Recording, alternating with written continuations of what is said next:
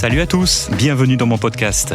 Je vous propose que nous rentrions ici dans l'intimité des acteurs du tourisme régional et de leurs magnifiques régions et territoires. Découvrons leur histoire, leurs sites touristiques, leur fonctionnement, mais aussi les coulisses de leur activité, les anecdotes, voire même les détails croustillants, car il y en a. Bienvenue dans les voies du tourisme. Et ils ont fait 2 ans de travaux complets, tout à crédit à l'époque. On est entre 14 et 16%. Excuse-moi, la prochaine fois que je vais la voir, je vais pas la regarder pareil. Ça m'est arrivé d'embaucher par dépit. Ça s'est toujours mal terminé. Je suis pas du tout préparée à avoir une 25 voitures et gardes du corps qui déboulent, tu vois. Ah oui, parce qu'il y a des gardes du corps et tout. Les retombées sont colossales. C'est un site internet en erreur 404 pendant une semaine. Je t'écoute, j'ai presque rien à dire parce que l'histoire est super intéressante. Salut Stéphanie, comment vas-tu ? Salut, ça va très bien, merci. Bon, tu as passé un beau week-end de Pâques parce que moi, j'étais au marché à Périgueux samedi matin. J'avais jamais vu, je crois, autant de monde. On pouvait à peine se déplacer dans le marché. Enfin, tu n'étais peut-être pas au marché à Sarlat, mais est-ce qu'il y avait beaucoup de monde à Sarlat ce week-end de Pâques ? Ouais, vraiment énormément. Ok. Une grosse préparation. Moi, j'avais des copines qui étaient en sortie sur le marché et qui m'ont rapporté une place de la mairie vraiment pleine d'Espagnols et pleine de monde. Pleine d'Espagnols ? Ouais. Ok. Ah oui, bah oui, c'est la semaine sainte en Espagne. Ouais, vraiment. Donc ça met vraiment une ambiance très joyeuse. Il y avait beaucoup de monde. Et puis le temps était de la partie, donc c'était vraiment très, très estival et hyper festif. Alors Stéphanie, on enregistre, tout le monde l'aura compris, après le week-end de Pâques. C'est le lancement officiel un petit peu de la saison touristique en Périgord, ce week-end de Pâques traditionnellement. Alors cette année, j'ai découvert ce matin qu'il était beaucoup plus tôt que l'année dernière. L'année dernière, c'était vers le 20 avril. C'est ça. Je l'ai découvert en regardant nos stats de nos guides pour comparer. Et en fait, il y avait 2-3 semaines d'écart. On va parler aujourd'hui, et merci d'être là à Périgueux. Merci. Une sarladaise qui vient à Périgueux, c'est rare, hein, faut le souligner. Merci à toi. On va parler d'hôtellerie, ouais. Bien sûr. On va parler de restauration également. On va parler de Sarlat. Bien sûr, qui ne connaît pas Sarlat, au moins avec Sarlat, ce qui est bien, c'est que quand on en parle, tout le monde connaît à peu près. On va parler bien sûr de tourisme au sens large, tourisme à Sarlat, tourisme en Périgord. Et on va aussi et surtout parler d'une histoire de filles, de femmes, je ne sais pas comment il faut le dire, parce que ton univers, c'est celui-ci. Et d'ailleurs, donc, ce que je te propose dans un premier temps, c'est de te présenter. Eh bien, moi, je suis Stéphanie Martel, j'ai 41 ans, j'ai 2 enfants. Je suis propriétaire et gérante d'un hôtel-restaurant qui s'appelle La Coulevrine à Sarlat. Et j'ai repris cette affaire avec ma sœur de ma maman, qui elle-même l'avait repris de sa maman. Donc je suis la 3e génération d'entrepreneuses. Donc ça fait longtemps que je vis au sein de femmes combattantes. C'est une très très belle histoire. J'ai bien sûr, comme je le fais toujours en préparant un épisode, j'ai regardé un petit peu l'histoire de l'établissement, mais j'ai pas voulu trop en découvrir parce que j'ai envie que tu me le racontes, parce qu'en plus il se trouve qu'on se connaît quand même bien dans la vraie vie entre guillemets, et j'ai envie que tu me racontes cette histoire que finalement je ne connais pas bien. Donc je crois qu'effectivement tout a commencé avec ta grand-mère dans les années 80. J'aimerais que tu me parles un petit peu de ce bâtiment qu'est la Coulevrine, qui est quand même un bâtiment un peu unique, et de ce début d'histoire dans les années 80, là, en remontant un peu plus de 40 ans en arrière. C'est ça, en fait, il faut s'imaginer aussi l'époque, qui est un peu différente. Ma grand-mère était institutrice en région parisienne et son mari professeur d'architecture à l'école Boulle à Paris. Ils sont installés tous les deux, mais elle a déjà des ambitions assez grandes. Sa vie, telle que d'être institutrice, ne la satisfait pas, elle ne lui offre pas l'indépendance dont elle a besoin. Donc elle crée une entreprise de maçonnerie, sur Paris déjà, en même temps qu'elle est professeure. Ces projets-là lui font réaliser qu'elle a envie, parce qu'elle est passionnée d'histoire en même temps, elle a envie de développer, d'avoir un patrimoine immobilier, mais historique et culturel. Elle est très attirée par ça. Elle visite des millions de trucs. Il y a jamais rien qui lui plaît. Il visite le Périgord. Elle tombe amoureuse de la région, mais il ne voit rien. Il y a rien qui leur plaît. Il y a rien qui lui plaise. L'agent immobilier, un peu désespéré, lui fait visiter un château en ruine à Saint-Crépin. Il lui dit: j'ai bien ça au fin fond de la vallée, mais c'est à moitié effondré, ça vaut rien du tout. Et sauf que là, il s'est pas attendu à ce que mes grands-parents, donc en l'occurrence, donc ma grand-mère et Madame Lebon et Monsieur Lebon, tombent amoureux de cette ruine. Et n'en reviennent pas de la beauté du site effondré. Donc ça, c'est à Saint-Crépin et Carlucé. Ça, c'est à Saint-Crépin et Carlucé. Et c'est là que ça démarre, l'histoire, en vrai. Donc en fait, excuse-moi, je te coupe, ils ne sont pas du tout périgordins. Non. L'histoire, elle démarre de là. Tout part de là. De ce coup de foudre dans la vallée pour cette ruine qui est le château de la Sipierre. Sauf que leurs moyens ne permettent clairement pas de redresser cette bâtisse qui est à moitié par terre. Il n'y a plus rien. Elle s'effondre par l'avant. Les tours sont effondrées. C'est inhabitable. Donc clairement, il faut trouver d'autres solutions. Et c'est là que Mamie repère cette tour à Sarlat, donc la tour de défense du rempart qui s'appelle aujourd'hui la Coulevrine, mais qui s'appelait pas comme ça à ce moment-là, et qui se dit, mais si je monte un business ici, ce business pourrait être un moyen de redresser ce château, parce que c'est l'unique but de sa vie, c'est de redonner à la Sipierre ses fleurs d'antan, et dans tout, dans son architecture, sa décoration, ses peintures, ses jardins. Elle aura consacré toute sa vie à ça. Et c'est pour ça que la Coulevrine a été créée. Alors, je te disais en off, avant qu'on commence l'épisode, pour le préparer un petit peu 5 minutes ensemble, est-ce que tu m'autorises à parler de la Sipierre pendant cet épisode, parce que c'est un endroit que je trouve personnellement magique, c'est un manoir magnifique pour le situer à Saint-Crépin-Carlucé, une vingtaine de kilomètres au nord de Sarlat, que j'invite tout le monde à aller visiter, mais on en reparlera dans l'épisode. Mais je ne croyais pas si bien dire, parce que c'est la Sipierre... Il n'y a pas le choix, en fait. Qui a fait la Coulevrine derrière. C'est ça. La Coulevrine, donc, il n'y aurait pas la Coulevrine sans la Sipierre. C'est ça, en fait. C'est un moyen. On peut pas parler de la Coulevrine sans parler de la Sipierre, puisque la Coulevrine est le moyen de mettre la Sipierre debout. Alors, elle avait prévu un plan sur 10 ans. Papy restait à Paris. Elle était là toute seule. Elle a créé que l'hôtel au départ, puis une table d'hôte, puis un restaurant, mais après ça s'est développé, ça on pourra en rediscuter si tu veux. Mais au départ, elle est toute seule à l'hôtel, 7 jours sur 7, Papy est à Paris, il rentre que les week-ends, il fait des allers-retours en 4L, il ramène un mètre de parquet sur le toit de la 4L chaque vendredi, dans un hôtel particulier qu'il a démonté à Paris, c'est l'histoire d'une vie. Mais bon, 10 ans, ça l'a clairement pas fait, ça a pas du tout suffi pour remettre le château debout, mais toujours est-il ils ont réussi parce que lui, il a quand même aussi beaucoup participé à la restauration, à la mise en service de la Coulevrine. Parce que quand ils ont acheté la tour de la Bouquerie, elle n'était pas du tout exploitable. Il n'y avait pas de chambre. Oui, c'était en quel état à l'époque? C'était il y avait des vieux appartements qui étaient à la disposition de l'hôpital public, mais c'est tout. Il n'y avait absolument aucune installation, ni sanitaire, ni rien du tout. Donc ils ont évidé l'ensemble du bâtiment et ils ont fait 2 ans de travaux complets, tout à crédit à l'époque.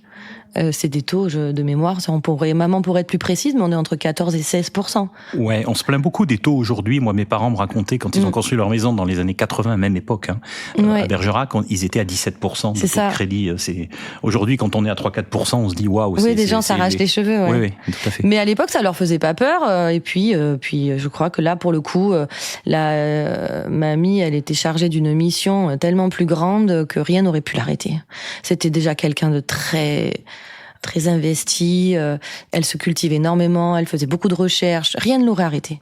Pour mettre la Sipierre debout, elle aurait trouvé tous les moyens possibles, inimaginables. Elle aurait dû emprunter à 25, elle l'aurait fait, j'en suis sûre. Alors là, tu dis des choses super intéressantes parce que c'est marrant, c'est le 3e épisode de ce podcast et à chaque épisode, on a eu un trait commun. Bâtisseur, entrepreneur. Et bâtisseur, on ne croit pas si bien dire parce que dans le 1er et le 2e épisode, il y a une histoire de bâtiments et de travaux publics à chaque fois.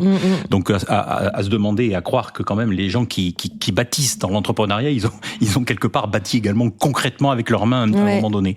Donc ça, c'est très intéressant. Mais par contre, j'ai envie de dire, avec tout le respect que j'ai pour elle, qui est cette femme pour se lancer dans l'hôtellerie-restauration? Parce que l'hôtellerie-restauration, racheter un manoir et le rebâtir, mais l'hôtellerie-restauration, c'est quand même très particulier. Madame Lebon, alors nous, c'est quelqu'un qui elle a un parcours littéraire et elle a fait des études, c'est quelqu'un de cultivé et qui vit avec des codes assez aristocratiques d'éducation. Elle aime la vie de château, c'est quelqu'un qui est elle est monarchiste, elle a sa fleur de lys autour du cou. Donc les bonnes tables, les bons restaurants, l'argenterie, le beau nappage. Elle a fait énormément de traductions de textes d'anciens français pour comprendre comment le peuple français a vécu. Donc pour elle, c'était jamais que la translation de sa vie dans l'hôtellerie, c'est ce qu'elle a appliqué en créant la Coulevrine, sans forcément avoir fait d'école pour ça. D'ailleurs, à l'époque, je suis pas convaincue qu'il y avait vraiment beaucoup d'écoles pour apprendre ce métier. Donc elle avait juste à transposer l'autodiscipline qu'elle avait pour elle à ses clients. Et elle l'a fait naturellement, puisque pour elle, c'était facile. Moi, j'ai beaucoup mangé chez ma grand-mère petite, même un dimanche soir tard, on mangeait dans des assiettes chaudes. Et même un dimanche soir tard, on change d'assiette entre l'entrée et le plat. Donc aujourd'hui, il y avait une tradition de service. Toujours. Donc moi, aujourd'hui, si j'ai découvert... que j'ai besoin de les changer, même à titre personnel, je les change.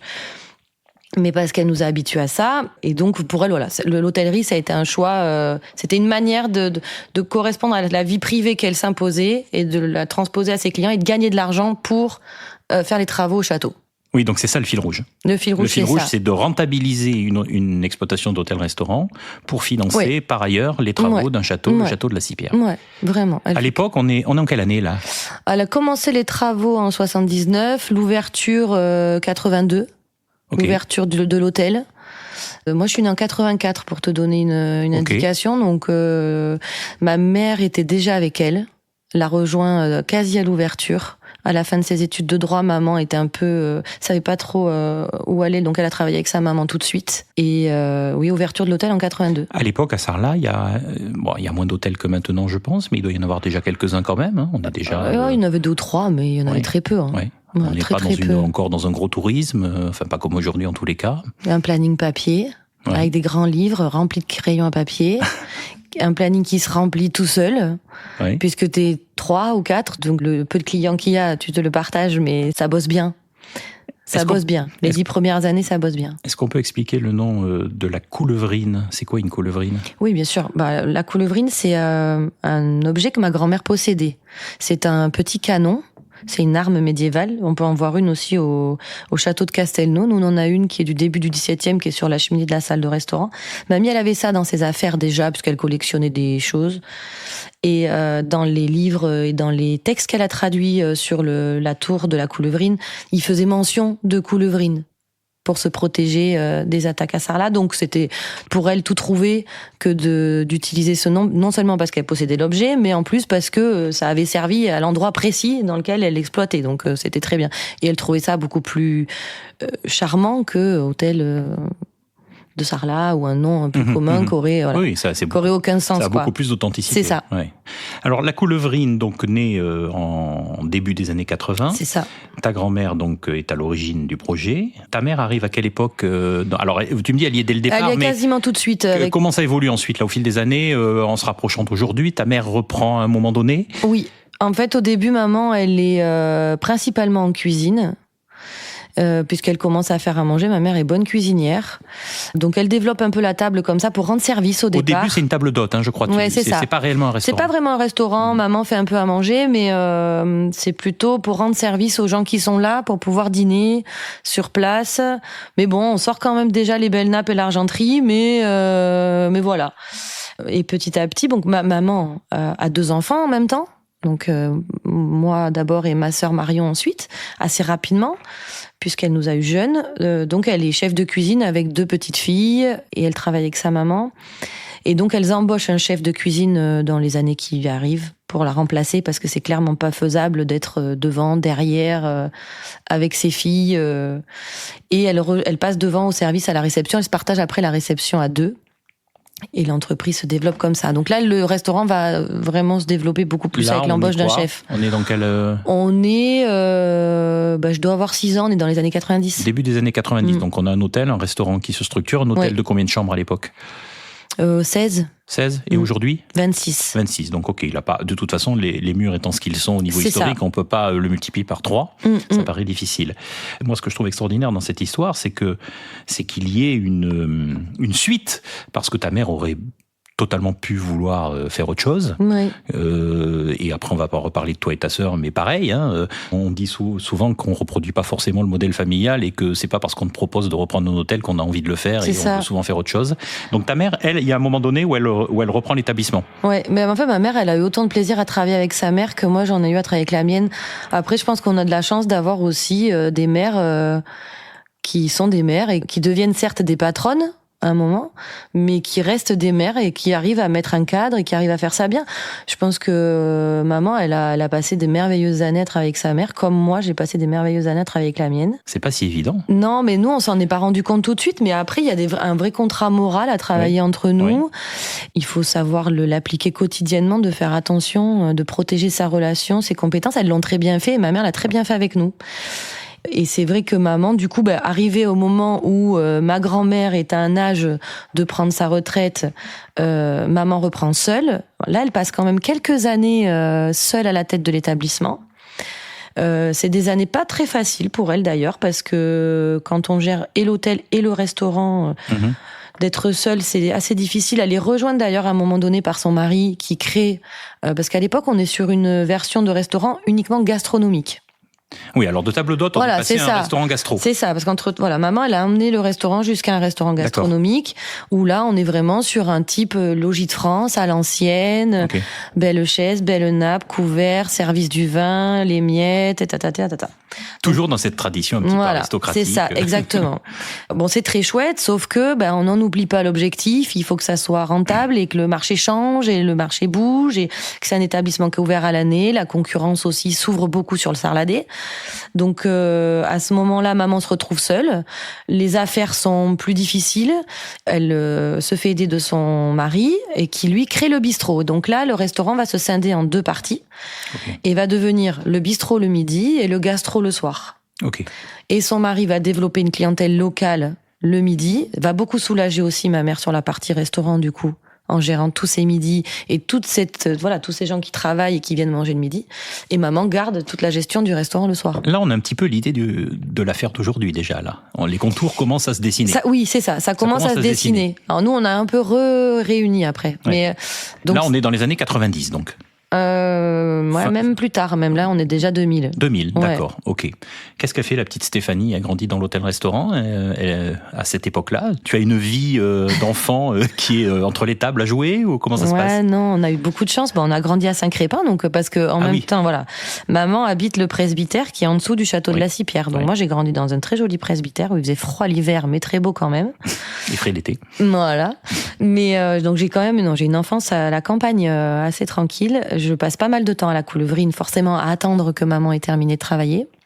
Mais comme j'ai une sœur proche en âge, ma sœur Marion, on a qu'1 an et demi d'écart, on s'ennuie pas beaucoup, on est beaucoup toutes les deux. Oui, donc vous vivez quand même le fonctionnement de l'établissement. Oui, on le vit. On est soit au château chez mamie à attendre parce que on aide mamie au château parce que maman travaille, ou on est avec maman parce que c'est mamie qui bosse. Enfin, mais on est beaucoup ou l'un ou l'autre. On est assez rapidement mise au boulot, soit au château pour poncer des planches ou ramasser des cailloux ou faire tout un tas de petits travaux que des enfants peuvent faire. Une éducation très concrète. Voilà. De travail et d'effort. Soit à la Coulevrine à amener du pain, des carafes, laver des verres, nettoyer des salles ou voilà. Mais bon après. Ça rigole pas dans la famille Lebon. Non, si quand même malgré tout parce que c'est quand même des femmes Alors, mamie n'est plus de ce monde, mais c'est des bonnes vivantes quand même malgré tout.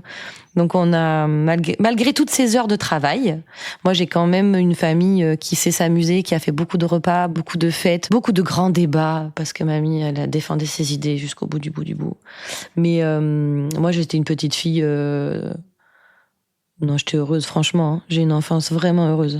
Et alors un peu manqué quand même de temps de maman.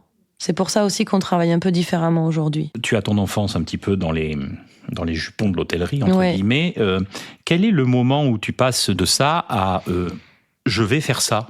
C'est quoi? Tu fais des études qui correspondent à ça? Quel est ton parcours? Pour être tout à fait honnête, à 16 ans, pendant 2 ans, je dis jamais de la vie. Parce que je les vois bosser comme des folles, que j'ai l'impression que c'est celles qui travaillent le plus sur la planète. Je leur dis clairement, jamais je ferai ça. Je passe mon bac. Donc il y a un moment quand même où tu te dis, je pourrais faire autre chose. Je suis en rupture, oui. Je suis en rupture, ma sœur aussi. Marion s'engage dans l'armée et moi je fais un BTS. Enfin, je pars en droit d'abord, ça me plaît pas. Je passe mon DUG, j'en pars et je pars en BTS, assistante de gestion PME PMI. Je sais absolument pas ce que je veux faire, mais je me dis fais un truc qui va t'aider à gérer. Donc c'était pas une évidence quand même. Non, pas du tout. D'accord. Non, pas du tout. Puis d'ailleurs, maman nous en a absolument pas parlé jusque-là. D'accord. Non, mais c'est intéressant. Il y a pas du tout dans le schéma familial aucune de ses filles. On est 3, mais bon, Marion et moi étant les plus grandes, à aucune de nous, elle nous dit attention, j'ai tel âge, la Coulevrine, il va falloir. Non, jamais. D'accord. Faites votre vie, il adviendra ce qu'il adviendra. Et donc, je passe ce BTS que j'obtiens, je trouve un premier employeur, je suis assistante de direction, ça se passe bien. Je change d'entreprise pour des raisons vraiment très de jeune femme qui veut découvrir autre chose et tenter d'autres aventures. Donc je travaille dans 2 autres entreprises, une qui vend des cuisines et une qui construit des maisons en bois. Ok. Et à ce moment-là, ma mère a un départ. dans l'entreprise, à la réception, parce qu'elle a quand même bien structuré son entreprise. Elle a quasiment 16 ou 17 salariés déjà. Ah oui, ça fait du monde déjà. Donc, elle me dit, j'ai un départ à la réception. T'es à un âge où potentiellement ça pourrait t'intéresser. Donc, moi, j'ai 25 ans. Elle me dit, si tu veux une place, prends-la, parce que je n'en ferai pas pour toi. Donc, si tu la veux, c'est maintenant. Et au départ, je lui dis, non. Parce que je suis en CDI, j'ai des projets, que je vais avoir un bébé, que je veux pas travailler comme elle. Je veux pas travailler autant. Oui, donc c'était pas, encore une fois, je me répète, mais c'était pas une évidence. Donc le passage de relais. Non, parce que j'ai peur de pas arriver à le faire à ma manière, et puis j'ai très peur aussi de me fâcher avec ma maman, avec qui je m'entends très bien. Et je sais que j'ai du caractère aussi. Je sais que je suis quelqu'un d'autoritaire un petit peu et déterminé. Et j'ai absolument pas envie de prendre le risque d'abîmer la relation que j'ai avec ma maman. Et puis c'est une sorte de pression quand même de de rentrer dans une affaire. C'est pas ça qui me freine au départ. Pas ça, non. Non, au début, je me rends pas du tout compte de la pression au début. D'accord. Je m'inquiète plus pour la relation que j'ai avec ma mère, en vrai. D'accord. Et elle m'en reparle 1 fois, 2 fois, 3 fois. Et puis c'est vrai que ça fait son bout de chemin dans ma tête. Mon mari aussi, donc le père de ma fille, à ce moment-là fait partie de l'équation, parce que clairement, si j'y vais, ma vie va changer. Je vais plus travailler du lundi au vendredi de 8h à 18h. Donc ça, c'est des questions qui se posent. Et est-ce que vraiment j'ai envie de ça? Donc j'en parle avec ma mère. Ça se fait sur des semaines et des mois où on discute de comment... Et on décide d'essayer, mais avec un vrai contrat moral. C'est pour ça que je te disais tout à l'heure qu'elle a su le faire comme sa mère l'a fait avec elle. Elle a su mettre en place un cadre de travail. On s'est mis en sécurité et on a vraiment scindé le travail. Essayer de verrouiller les choses pour qu'il n'y ait pas justement d'ambiguïté, de problème entre vous. Il y a beaucoup de sujets qui ont été abordés dès le départ. Ça, c'est chouette. Hein. Et même des sujets que parfois je pouvais me dire, quand même, si ça arrive, on arrivera à gérer. Non, attends, si ça arrive, voilà ce qu'il faut qu'on fasse. Il y a eu des moments, on a eu des discussions. Après, voilà. C'est quoi ces sujets? Vous envisagez quoi? Des cas de figure Ça peut être un désaccord sur une décision à prendre, sur les travaux à faire, ça peut être sur la gestion d'un conflit avec un salarié, ça peut être sur... Qui fait quoi, en fait? Le temps de présence dans l'entreprise, ça peut être sur la prise de vacances, ça peut être... Il y a plein de choses. Tout ça, vous essayez de le verrouiller? Oui, on en parle. Parce que sur une décision, effectivement, qui prend la décision in fine? Est-ce que c'est toi? Est-ce que c'est elle? Sur quel sujet? C'est ça. Comment on se partage les tâches? Elle est la patronne, mais à quel moment, moi, j'ai mon avis à donner. Donc, j'y vais. Alors, au début, honnêtement, j'y vais vraiment avec beaucoup d'humilité, parce que j'y vais comme un petit soldat. Et j'obéis à maman. Vraiment. Je passe 2 ans à la réception et j'engrange tout ce qu'elle a à m'apprendre. Je me pose pas trop de questions au début et je me dis, écoute, tu sais pas faire. Elle le fait depuis des années. Prends, fais-toi un flux d'informations de tout ça et avec ce que toi tu connais, tu pourras après utiliser tout ça pour avoir ton avis à donner. Mais pour l'instant, apprends. Donc j'ai fait ça. Ça s'est très bien passé. Après, voilà, je suis courageuse et travailleuse, donc j'avais aucune inquiétude à ce niveau-là. C'est plus sur le fait de pas prendre le lead et de se mettre en retrait. C'est maman, elle la bosse et moi j'obéis, quoi. Ça dure combien d'années cette relation-là, un petit peu celle que tu décris avant que tu deviennes officiellement? D'ailleurs, tu vas me parler de cette transmission ensuite. 4 ans. Pas si long, en fait. Non, 4 ans où je suis, j'obéis au doigt et à l'œil. Après, on a quand même déjà, le marché est en train de bouger sur le Sarladé. Donc, moi, je suis rentrée en mai 2011 ou juin 2011, je sais plus exactement. Le mois précisément. Et ma sœur, à cette époque-là, elle a quitté l'armée, elle. Donc, t'as 26 ans, toi. Ah oui, alors ta sœur à l'armée, c'est quoi l'histoire? Ta sœur a fait l'armée. Donc, Marion, elle s'était engagée dans l'artillerie de montagne. C'est quelqu'un de très physique, très sportive, tout ça. Incroyable. Donc elle était vraiment partie sur une carrière de brigade. Mais regarde, tu venais au final, elle y est toujours dans les brigades. Après, mais en cuisine, du coup. Après une brigade de cuisine, il faut de l'autorité. C'est des poils, c'est plus des FAMAS qu'elle a sur l'épaule. Mais elle veut rentrer de l'armée, mais à ce moment-là, c'est pas trop quoi faire. Maman lui dit, ok, tu rentres, mais tu fais pas rien. Moi, j'ai pas de filles qui font rien à la maison. Donc, tant que tu n'es pas inscrite quelque part, tu rentres pas. Et Marion, elle est perdue, elle sait clairement pas où aller. Donc, maman l'inscrit en CAP de cuisine. De force, un peu. Elle est incroyable, cette histoire. Elle l'inscrit de force parce que pas le choix. Donc là, elle a eu le droit de démissionner de l'armée, du coup, vu qu'elle était attendue ailleurs. Et ça a une révélation pour Marion. Parce que vraiment, dans ce métier, Marion, scolairement, ça a été un parcours toujours très compliqué. Elle n'a pas de facilité du tout. Mais là, c'est une révélation. Elle découvre quelque chose qu'elle aime, dans lequel elle est bonne, et pour lequel, clairement, elle a des aptitudes naturelles. Oui, parce que toi, tu étais plus resté dans le giron familial, finalement, dans une suite un peu logique, même si tu te posais des questions, alors qu'elle, elle est partie ailleurs. Oui, complètement. Et du coup, donc, elle fait ce parcours d'hôtellerie-restauration donc dans la cuisine, sa mention complémentaire en pâtisserie, et elle part à Lyon travailler en cuisine chez des chefs qu'on pourrait citer. Certains sont partis, mais il y en avait un, en l'occurrence, c'était Nicolas Lebec, un grand chef qui lui a appris beaucoup, et un autre après qui faisait de la cuisine moléculaire. Donc, elle est en cuisine à Lyon, elle, pendant que moi, j'arrive à la Coulevrine. Et ma sœur et moi, on est très proches, parce qu'à ce moment-là, on perd notre papa toutes les deux. Donc, du coup, on vient de passer 3 ans aussi en même temps où notre papa est très malade. Et on gère ça toutes les deux, puisqu'on est tutrice de notre papa. Et donc, on s'appelle beaucoup. On est vraiment dans une relation fusionnelle, malgré qu'elle soit à Lyon. Et moi, j'embauche et elle est en cuisine. Pendant que moi, je sers des assiettes à Sarlat, elle est en cuisine à Lyon. Et ça me paraît fou. Ça n'a pas de sens. Et donc, petit à petit, j'en viens à lui dire souvent au téléphone, prends la voiture et viens travailler avec moi. Qu'est-ce que tu fous là-bas? C'est complètement stupide de faire ce que tu fais là-bas, alors que moi, je suis là. C'est idiot. On s'appelle 14 fois par jour. Donc, si t'es dans ma cuisine, tu vois, tout de suite, ça va tout va rouler. Ça peut que aller. Alors, attends, excuse-moi, je te coupe là, mais là, à l'époque, Moi, je travaille avec ma mère. Tu es encore avec ta mère. Ouais. D'accord, tu dis et ça. Et ma sœur travaille à Lyon. Parce que l'histoire, là, je t'écoute, j'ai presque rien à dire parce que l'histoire est super intéressante. Et ce qui est drôle, c'est que je te connais, en fait, mais je connaissais absolument pas cette histoire-là. Donc, c'est hyper intéressant, vraiment. Donc, tu dis à ta sœur de te rejoindre parce que c'est cohérent, en fait. C'est ça, je lui dis, Marion, t'es cuisinière. Moi, j'ai un chef qui est sur la fin de son parcours à la Coulevrine, un super gars qui a fait 25 ans avec nous, vraiment quelqu'un d'exceptionnel, qui est en fin de carrière, mais qui est pas prêt à partir tout de suite. Mais bon, voilà, le marché, comme je te disais tout à l'heure, est en train de changer. Donc, on a besoin à la Coulevrine de vivre un renouveau, tu vois, et pour que de moderniser tout le... Voilà.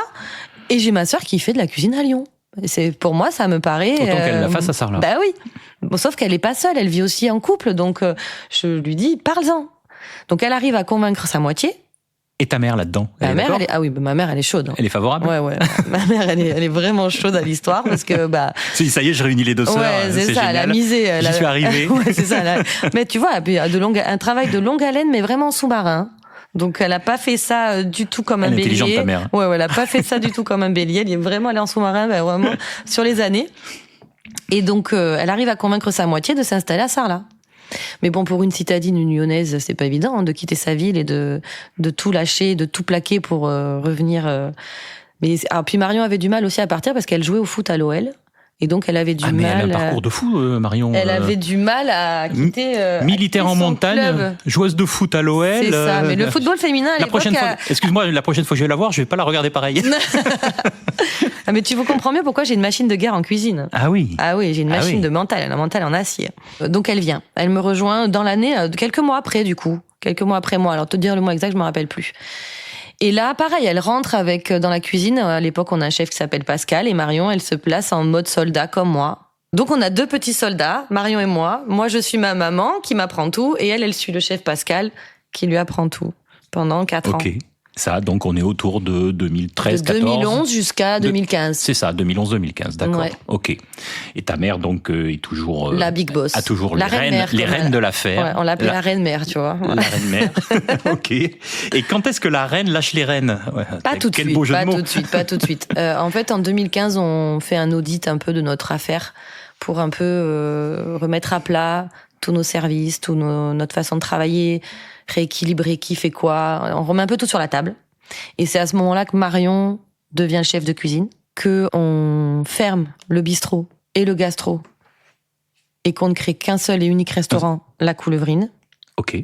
Mais qui aujourd'hui est un seul et un... Le restaurant d'aujourd'hui à peu près. Voilà, grosso modo. Mm-hmm. C'est à ce moment-là que ça se fait avec des travaux, avec des choses dans... Bon, après, des travaux, il y en a eu tellement que il faudrait 3 jours pour tout te raconter. On va reparler de la gestion de l'hôtel et du restaurant dans un deuxième temps. Ouais. Plus précisément, quand c'est toi, justement, qui deviens la responsable de l'établissement. Mais moi, ce qui m'intéresse là maintenant, c'est de savoir quel est ce moment-là où ça va switcher entre ta mère et toi. C'est une question juste d'âge, ta mère qui prend sa retraite. Ça se fait il n'y a pas si longtemps que ça, au final. Ouais. En 2015, on est en quelle année, là? 2026. Mm-hmm. Maman a travaillé avec nous jusqu'en 2023. Ah oui, elle était toujours présente, mais dans Ça l'autre fait sens. 3 Alors ans. c'était toi qui étais responsable et elle suivait À derrière. partir de 2015, en fait, je prends la place de maman, mais avec maman en back-office qui est encore là. D'accord. Elle est jeune. Vous inversez un peu les rôles. Maman, elle est jeune. Hein. Elle m'a eu, elle avait 21 ans. Ouais. Donc, si tu veux, à ce moment-là, elle est clairement pas à l'âge de prendre la retraite. Ouais. Par contre, c'est cool pour elle que je sois là. Elle peut déléguer. Elle peut déléguer vachement. Ouais. Et puis moi aussi, qui suis jeune maman à ce moment-là, peut aussi compter sur elle pour des impératifs familiaux. Du coup, on arrive à organiser, c'est ce que je te disais tout à l'heure, on arrive à organiser une façon de travailler moins pénible que celle que s'est infligée ma grand-mère. J'arrive à avoir un peu de temps avec ma famille, avec mes enfants, avoir des jours de repos, ma mère aussi. Enfin, le fait qu'on soit toutes les deux en binôme comme ça permet d'avoir une organisation Et puis, vivable. Est-ce que tu te dis pas, j'ai vu les éventuelles entre guillemets erreurs de vie, donc tu te dis je ne referai peut-être pas celle-ci. Si, il y a des choses que tu peux plus sacrifier. Moi, j'ai sacrifié tous mes Noëls. J'ai jamais fait Noël le jour de Noël jusqu'à 40 ans. Si, mais au restaurant. Oui. Enfin, non, du coup, parce qu'on l'attendait à la maison qu'elle rentre à 1h du matin. Mais aujourd'hui, on est fermé le 25 décembre. Là aussi, c'est super intéressant, hein, la vie de sacrifice au niveau professionnel, d'entreprendre, de gérer des affaires. On se rend pas compte, si, on se rend compte, mais je pense que beaucoup de personnes ne se rendent pas compte de tout ce qu'il faut faire comme sacrifice pour arriver à quelque chose de bien, qui fonctionne bien.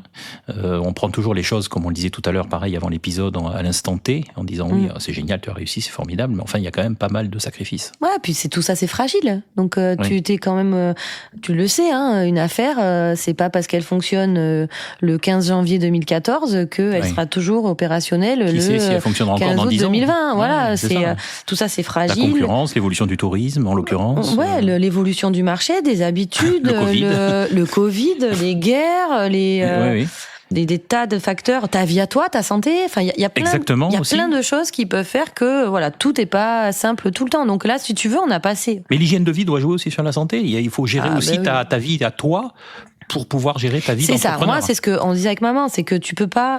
Si je travaille 7 jours sur 7 pendant 10 ans, je vais le faire pendant 10 ans. Oui. Mais je le ferai que pendant 10 ans. Il faut avoir de l'endurance quand même. Le but, c'est pas ça. Le but, c'est que j'arrive à durer, et pour durer, il va falloir trouver un équilibre, des délégations. Un fonctionnement qui permet à tout le monde d'avoir un équilibre normal.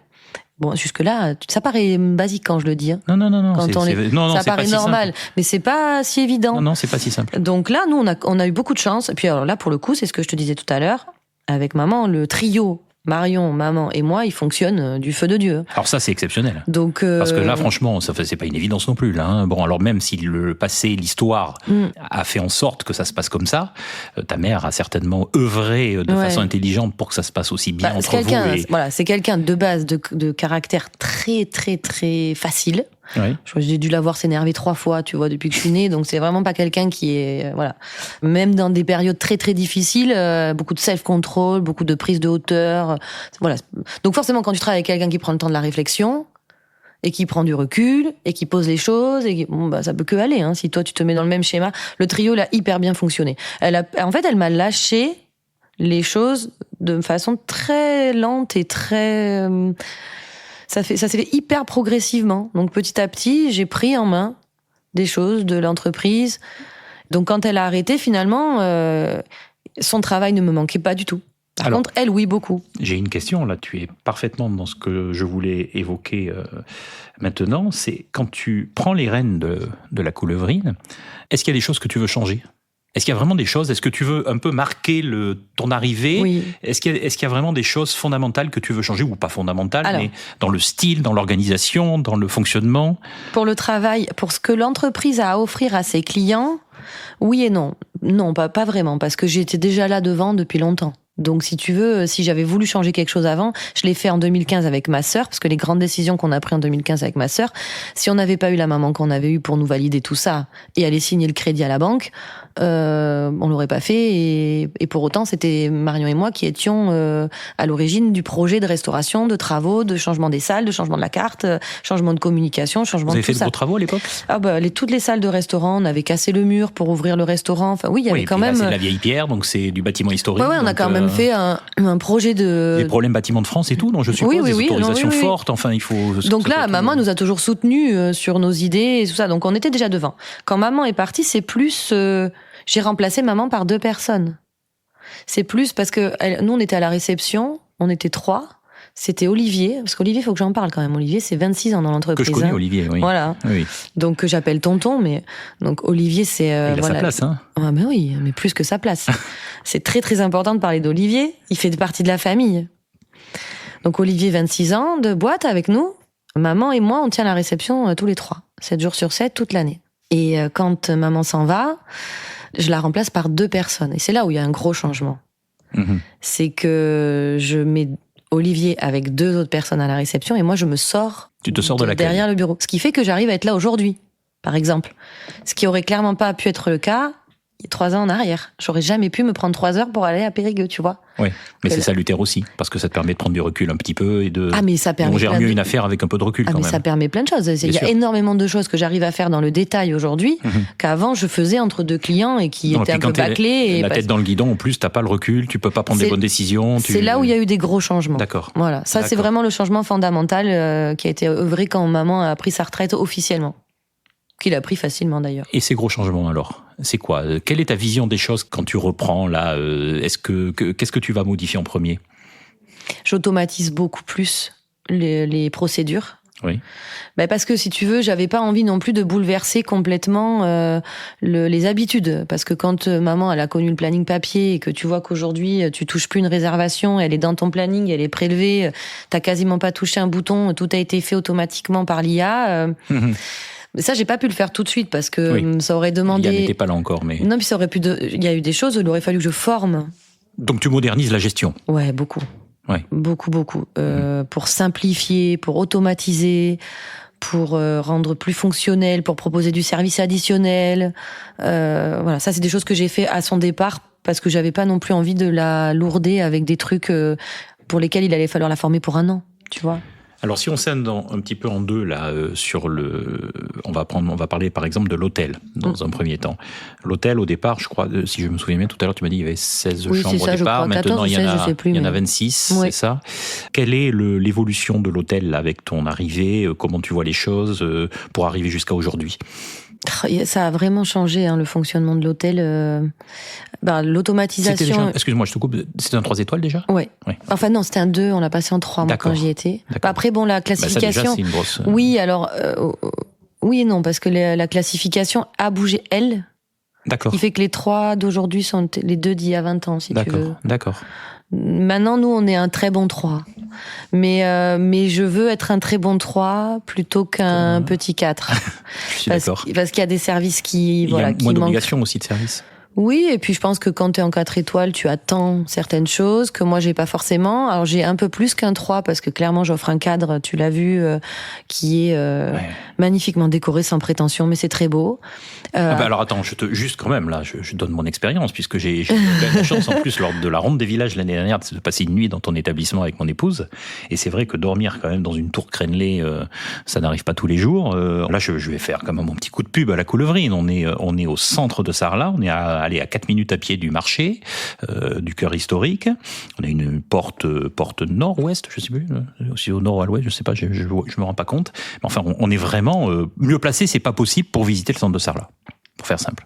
Ça y est, j'ai fait ma petite minute de pub déterminée. Non, mais c'est sincère. C'est juste pour sincère. dire, voilà, pour la classification, c'est juste pour dire, et puis c'est aussi une question de positionnement. Comme je t'ai dit, je préfère être un bon 3. Oui. Et puis moins d'exigence aussi des clients. Être haut du rapport qualité-prix, je trouve que c'est toujours au bénéfice de l'entreprise et de la perception que tu en as quand tu viens consommer le produit. Donc ça, c'est important. Au niveau de l'hôtel, les changements, ça a été énormément de travaux parce que tu t'imagines bien qu'un hôtel qui a presque 40 ans, les codes, il y a beaucoup de choses qui ont changé. On est passé de la tapisserie murale du sol au plafond avec des bacs à douche de 70 à des décorations plus contemporaines. Alors, on est quand même resté dans quelque chose d'assez authentique et les literies, traditionnel. Mais bon, toutes les literies, toutes les salles de bain, la clim. Puis c'est compliqué chez vous, hein. Moi là, c'est la chambre que j'ai occupée. Elle est dans une tour. Tu fais pas ce que tu veux, hein. T'as des contraintes de murs. Ah oui, non, c'est clair que voilà, il faut. T'es pas dans un motel là. Gratter la cervelle à chaque fois que tu veux faire des travaux. Alors déjà, ça te coûte 3 fois plus cher qu'ailleurs parce qu'il y a rien de standard déjà. C'est clair. Et puis, il faut surtout aussi faire très attention à ce que tu vas faire pour pas dénaturer l'endroit. Et t'as des contraintes historiques énormes. Voilà, donc faut faire très attention. Ouais, t'es à Sarlat quand même. Donc il y a eu énormément de travaux. Encore cette année, hein, pas plus tard qu'en janvier, là, j'ai démoli 2 chambres pour en faire qu'une familiale, tout refaire la déco complète. Chaque année, il y a des steps de travaux. Bon, il y a eu un énorme chantier juste après le départ de maman à la retraite, c'était la toiture. Effectivement, j'ai la photo sous les yeux. Là, donc, là, on a refait vraiment avec Marion, c'était une grosse tranche de travaux, on a refait la totalité des toitures et une façade qui avait pas été décrépie, qu'on a fait décrépir et rejointer, qui du coup maintenant fait une unité globale, qui c'est vraiment beaucoup plus joli. À chaque fois, c'est des budgets considérables. Hein. Oui, c'est pour ça que, voilà, step by step, ouais. On construit doucement, voilà. Mais l'évolution, elle passe par là. Et après, on essaie de faire des choses durables aussi. Donc, quand on fait quelque chose, on essaie de faire quelque chose de solide, qui va tenir longtemps. On fantasme beaucoup sur Sarlat. La réalité, c'est quoi aujourd'hui à Sarlat? Gérer un hôtel, il y a pas mal d'hôtels, je sais pas combien il y en a, mais je dirais, aller à vue de nez comme ça, une quinzaine. Un peu plus. Plus 25. C'est quoi l'hôtellerie à Sarlat aujourd'hui? Comment tu vois le marché aujourd'hui là? Après, on va parler du restaurant, hein, bien sûr. Mais l'hôtellerie à Sarlat, c'est une hôtellerie encore assez saisonnière. C'est difficile. Alors ça, on va en parler aussi parce que vous êtes ouvert toute l'année. Oui, voilà, c'est ça. Moi, ça, c'est rarissime quand même. Je suis ouvert toute l'année et malheureusement, la fréquentation, alors bien qu'elle soit un peu meilleure l'hiver qu'elle fut, c'est toujours difficile l'hiver. Il faut s'accrocher. Fin mars, on est content que Pâques arrive. Vous n'avez aucun jour de fermeture? Si, depuis 2 ans, on ferme 3 semaines, fin janvier, début février. C'est super rare en Dordogne, ça. Hein. C'est même à Périgueux. Que 3 semaines. Ouais. À Périgueux aussi, tu as quelques établissements qui sont ouverts toute l'année, mais on les compte sur les doigts d'une main, je pense. En fait, ces 3 semaines, on les a fermées la première fois à cause des fameux travaux de toiture. D'accord. On n'avait pas le choix pour installer les échafaudages, tout ça. Et on s'est rendu compte, alors que financièrement, on s'y retrouvait, parce qu'en fait, l'établissement, en fin janvier, nous coûte plus ouvert que fermé. Et oui. Énergie, tout ça. Oui, puis il y a tellement peu d'occupation que voilà. Bien sûr. Et de 2, qu'au niveau de la gestion du personnel et des vacances et des congés, ça change la donne. C'est très compliqué de gérer les congés quand t'as une grosse équipe et qu'il faut donner des congés à tout le monde toute l'année. Donc ces 3 semaines-là, qui ont été prises par obligation la première année, on l'a réitéré là pour des raisons budgétaires et de confort d'organisation sociale. Donc ça, je pense que ça va rester. Faudrait vraiment qu'il y ait de bonnes raisons pour ne pas le faire, mais ça va rester. L'effectif de l'établissement entre l'hiver et l'été, il y a une grosse différence? Non, on passe de 17 à... Enfin, ça dépend. 17, 18 à 20, 21. Hôtel, resto confondu, un tout. Hein. L'hôtel, c'est plutôt une fréquentation saisonnière, de Pâques à Toussaint, grosso modo. Oui, enfin, comme tout. Voilà. Périgord, globalement. Grosso modo, de Pâques à Toussaint. Il y a peut-être un peu Noël quand même à Sarlat. Et le mois de décembre, avec le marché de Noël. Et puis après, t'as le week-end de la fête de la truffe en janvier. Festois un petit peu au mois de mars. Mais bon, c'est vraiment des one-shots, c'est 2 jours. Hein. Et tes confrères, ils sont ouverts ou fermés l'hiver? Ils sont comme la plupart sont fermés. La plupart sont fermés. C'est ça? Les restaurants aussi d'ailleurs. Hein. Les restaurants aussi. On va parler des restaurants à Sarlat. Mais malgré tout, malgré tout, à l'hôtel, nous, on n'est pas complet, loin de là. Oui. Donc imagine si tout le monde était ouvert. Il n'y a pas de travail pour tout le monde. Donc aujourd'hui, on est sur un hôtel 3 étoiles de 26 chambres, avec des belles chambres, des belles literies. J'ai trouvé ça très sympa, moi, quand j'y suis allé. Des projets au niveau de l'hôtel, là, dans les années qui viennent? On continue la réfection des chambres. Hein. Déjà, on est en train de climatiser. Alors là, c'est pareil, super compliqué. Là. Donc j'ai très là chaud, aussi, c'est pas un motel. J'ai réussi à en climatiser 11 quand on a fait les travaux de toiture. Ouais. Et là, on en a climatisé 6 de plus là en janvier 2026. Ouais, ça devient nécessaire avec la chaleur l'été. Ouais, ça devient impératif. Mais à chaque fois, là c'est la croix et la bannière pour arriver à passer. Puis tu dois même avoir des gens qui ne viennent pas parce que c'est pas climatisé. Oui. Je suis sûr que c'est un critère pour certains. Alors, en fait, c'est même pas ça le problème. C'est que pour les gens, c'est une évidence que ça l'est. Ouais. Et quand ils arrivent et qu'ils voient que ça allait pas, parce qu'ils ont même pas regardé l'information, malgré qu'elle soit communiquée, parce que moi je la communique très clairement quand ça allait pas. Je veux pas, absolument pas qu'il y ait ce genre de problème. Mais pour les gens. Ils pensent qu'il y a la clim partout. Bah oui. Ouais. Donc quand ils constatent qu'elle y est pas, c'est compliqué. C'est compliqué. Mais malheureusement, je fais face à des contraintes de bâtiments qui sont pas simples. Je suis pas sûre. D'ailleurs, il y a 3 chambres. Je suis pas sûre que je puisse. Ouais. On verra. En tout cas, on a avancé. On en a maintenant du coup 17. Sur 26, ce qui est déjà bien. Donc, on va parler du restaurant, mais toi, alors, donc ta sœur, bien sûr, elle est chef du restaurant, donc elle gère. Mais toi, en fait, finalement, tu es un petit peu à cheval sur les deux en termes de gestion. Enfin, tu gères les deux. Oui. Le restaurant, pareil, quand tu reprends les rênes de la Coulevrine, quelles sont les évolutions là que tu vois sur le restaurant? Moi, je le connais aujourd'hui. Comment tu le vois évoluer? Honnêtement, c'est pareil. Ça va être toujours au niveau de la procédure et de la, parce que on a déjà des équipes professionnelles. On a de la chance, on a du staff à l'année, de gens. Mais c'est aussi ça, hein, l'intérêt d'être ouvert à l'année, c'est d'arriver à avoir des équipes fidèles et de qualité aussi. Ouais, et puis à qui tu peux proposer, voilà. C'est pas des saisonniers qui viennent, qui s'en foutent un peu parce qu'ils partent dans 3 mois. Donc mon but, moi, c'est d'offrir un restaurant de qualité à un budget abordable. Je veux pas retomber dans les pattes du gastro, mais en même temps, je veux pas non plus tomber dans la bistrologie vite fait mal fait. Oui. Donc mon but, c'est de rester dans une version de restaurant de qualité, avec un bon rapport qualité-prix, un service accueillant, souriant, et ne jamais dire non aux clients. Avec des plats un peu typiques, pas trop. Un peu, mais pas trop. Je veux que les locaux puissent sortir un peu du confit de canard, mais qu'en même temps, si tu as envie de faire un repas de famille, on sache faire plus. En fait, souvent, je dis au staff, on ne dit jamais non. Mmh.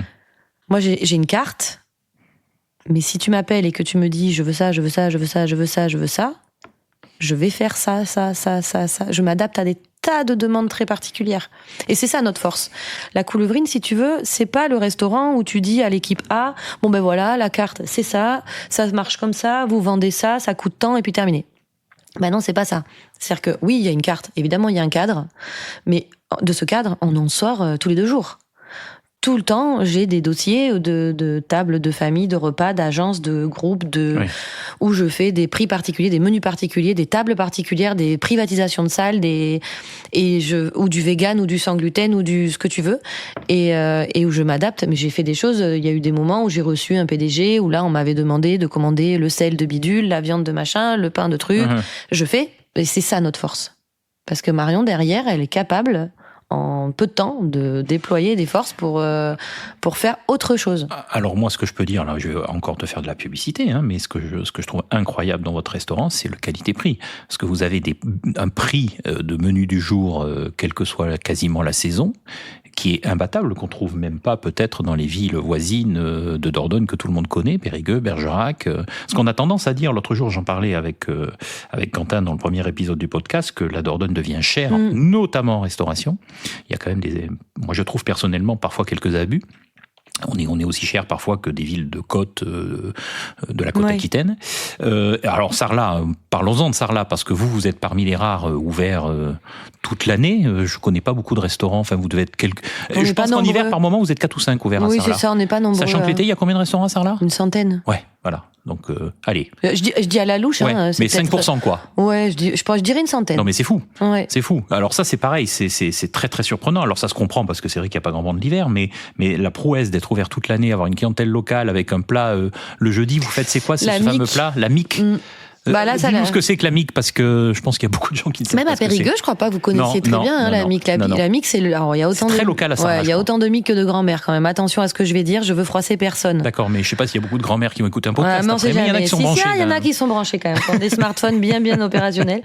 Donc la mique, c'est le plat des grand-mères. Nous on fait la mique levée parce qu'il existe la mique au pain, mais la mique levée, c'est une pâte à pain qu'on cuit dans le bouillon de légumes avec le petit salé. Et donc tu as cette espèce de grosse boule de pain qui a levé près du fourneau au chaud, comme un peu aurait levé une brioche. Cette boule, on la met dans le bouillon de légumes avec le petit salé, elle cuit là-dedans, elle devient cuite à l'intérieur, molle à l'extérieur, on la tranche et on sert ça avec le petit salé et les légumes du bouillon. Ça, et le lendemain, tu peux même la resservir, repasser un coup à la poêle, la tranche, ça régale. C'est le jeudi midi. Nous, c'est le jeudi midi, ouais. Tout l'hiver, parce que c'est un plat d'hiver. C'est un plat d'hiver. Mais je crois que c'est fini, là, ça y est, c'était fin mars, la fin. Et j'ai l'impression que ça plaît. Il y a les gens qui viennent le jeudi, quoi. Oui, parce que c'est compliqué à faire. Ouais. Qui prend autant de temps aujourd'hui pour cuisiner ça? Qui le fait en hôtel, en restaurant, pardon? Oh, on n'est pas nombreux. Hein. Et oui, voilà. Ouais. Alors déjà, vous êtes très peu nombreux ouverts l'hiver, donc on se pose pas trop la question. Mais en plus, vous faites la mique. Ouais, c'est ça. Les restaurants à Sarlat, enfin, c'est un sujet considérable parce que combien de gens ont parlé d'arnaques de restaurants à Sarlat, de restaurants qui font une cuisine dégueulasse, excuse-moi l'expression, parce que ça fait 25 ans que c'est un gros sujet. Non, mais il y a de très très bons restaurants à Sarlat, attention, je ne dis pas le contraire, hein, mais il y a quand même, je crois sur les centaines de restaurants ouverts, ça s'est amélioré, ça, tu penses, au fil des années? J'ai l'impression que c'est quand même un peu le lot de toutes les villes touristiques, quand même. Hein. Oui, le Mont-Saint-Michel, c'est pas mieux. Hein. T'as certaines rues où tu te dis clairement que à partir du moment où tu te fais attraper à l'extérieur, déjà, c'est pas bon signe. Carcassonne, le Mont-Saint-Michel, il y a les mêmes problèmes, hein, je pense. Ouais, voilà. Ouais. Alors après, je pense que pour les clients, il y a certains gages de qualité. Ouais. Il peut y avoir, par exemple, le fait que l'établissement, le restaurant soit ouvert à l'année. Quand c'est ouvert à l'année, c'est quand même un gage de qualité. S'il a un label maître restaurateur, par exemple, c'est un gage de qualité aussi. Et puis après, il y a des signes, des cartes XXL avec énormément de produits. Tu sais très bien que c'est impossible d'avoir toute cette marchandise en rotation, en frais dans les frigos. Donc tu sais très bien que tu vas pas manger frais. Si tu te fais attraper au porte-menu, au secours, venez manger, prends courage, fuyons. Mais voilà, il y a des choses. Alors après, oui, il y a du bien, il y a du moins bien, il y en a même des très bien. Je crois que c'est un peu comme partout, il faut savoir trier. On parlait de l'hôtel et du restaurant, juste comme ça pour nos auditeurs qui vont peut-être vouloir aller passer suite à avoir entendu ce podcast un week-end à la Coulevrine. Le prix moyen d'une chambre chez toi en mi-saison ou alors peut-être une fourchette sur l'année, c'est quoi ? Sur une chambre double standard classique pour 2 personnes, ça varie en fonction de la période de 70 à 120 € la nuit. Ouais, c'est super raisonnable, hein. Et alors le restaurant, parce que là c'est pareil, c'est et le restaurant, là les formules déjeuner, on est au plat du jour à 12 €, la formule plat dessert café à 16. Le menu Périgord, ça c'est pour les gens qui ne connaissent pas le Périgord, qui veulent découvrir les produits locaux, on est à 27 €. Et on a un menu saveur, alors là pour le coup c'est le menu vraiment qui te fait découvrir d'autres choses, à 30 et à 36 €. Voilà, le menu le plus cher est à 36 €. Je suis sans voix quand j'entends les tarifs. Vous allez augmenter les tarifs, Non, parce que dire que c'est pas cher. Non, parce que comme je te l'ai dit tout à l'heure, parce que la qualité est là en plus. Le prix, c'est alors t'as ton prix de revient de ta marge brute, mais t'as ton prix psychologique aussi, et je pense que il faut être prudent à ça. Moi, la première, je me demande qu'est-ce que je suis prête à payer pour avoir ce que j'ai en face, et moi, je veux que les gens partent de chez moi en se disant que le rapport qualité-prix est bon. Eh ben, il l'est. Voilà, donc et ça reste toujours dans notre ligne de conduite quand on fait nos cartes, quand on fait nos calculs. Oui, mais ça l'a toujours été la ligne directrice, ça, et la quantité aussi dans les assiettes. Moi, je sais qu'on fait très attention à la quantité qu'on met dans nos assiettes. Mm-hmm. Je déteste Il faut pas qu'il y ait trop, il faut pas qu'il y ait pas assez, il faut le juste milieu. Voilà, j'aime pas les assiettes où tu te dis, j'ai 3 bouchées et j'aurai à peine le temps de découvrir ce que j'ai à manger, que c'est déjà fini. La générosité, c'est quand même à la base de notre métier, et donc on fait attention à ça aussi. Alors, vous êtes ouvert toute l'année, mais j'aimerais qu'on parle maintenant des temps forts d'une saison. C'est quoi le temps le plus fort, c'est quoi? C'est août, ça reste le mois d'août. Ouais, c'est 20... Tu peux j'aimerais qu'on parle d'une journée type du mois d'août où vous êtes, je dirais, à la rue, un petit peu débordé. Alors, j'espère que vous n'êtes jamais à la rue, ça voudrait dire que vous êtes mal organisé, mais on peut prendre des coups de jus quand même. Voilà, alors c'est ça qui m'intéresse, c'est le coup de jus. Enfin, le coup de feu même, on appelle ça un coup de feu, tu vois, c'est quand même pas... Alors, la journée coup de feu, c'est quoi? Juste pour blaguer, tu vois, mais la plaque qu'il y a sur les pianos de cuisine, ça s'appelle une plaque coup de feu. Ah d'accord, ça vient de là. Les brigades en cuisine, c'est des brigades comme à l'armée. Et quand on prend un jus, on dit qu'on prend un coup de feu. C'est quand même des termes, tu vois, qui te mettent dans l'ambiance. Hein. C'est-à-dire que tu sais que quand tu vas prendre 100 couverts, c'est comparable à se prendre un coup de feu. Quand tu rentres le soir, tu vois, si tes enfants font des caprices, c'est pas évident à gérer. Alors la journée coup de feu, c'est l'hôtel est plein, c'est le restaurant est plein. T'as tout l'hôtel qui part le matin, donc thé à blanc, il est 6h, ouverture des portes pour préparation des petits déjeuners. Donc là, la maison commence à s'activer puisque la viennoiserie est en chauffe, le petit déj est le dressé, les salles sont prêtes, on commence à ouvrir les terrasses parce qu'il fait quand même très beau maintenant. Donc dès 7h, 7h30, les parasols s'ouvrent, les tables nettoyées, mise en place du rez-de-chaussée. Les clients commencent à descendre, commencent à partir pour certains, les femmes de chambre, elles commencent à s'activer dans les étages. Et nous, on arrive en bas, on commence à préparer les salles, dresser les terrasses. Donc là, il y a du boulot parce que t'as 120 couverts dedans, 70 dehors. Effectif l'été, on reprécise combien de personnes? Alors, en tout 21, mais jamais en même temps. Entre les jours de repos, tout ça. Donc, t'as une personne à la réception, 3 personnes en salle, 4 en cuisine, 1 à la plonge et 3 dans les chambres. Grosso modo. Ok. Par jour. Et ça tourne? Oui. Des fois, on est 5 au service le soir, vendredi, samedi, l'été, pour les gros services. Et donc, tu dresses, tu fais ton service du midi, tu prends un premier coup de feu. jusqu'à... Oui, parce que t'as intérieur-extérieur. Ouais, intérieur-extérieur. Jusqu'à 15h30. Tu redresses, tu prépares, tu refais tes bons pour le soir, tu recales tes tables. Bon, là, tu passes... Puis les arrivées qui commencent à l'hôtel. Et les arrivées de l'hôtel.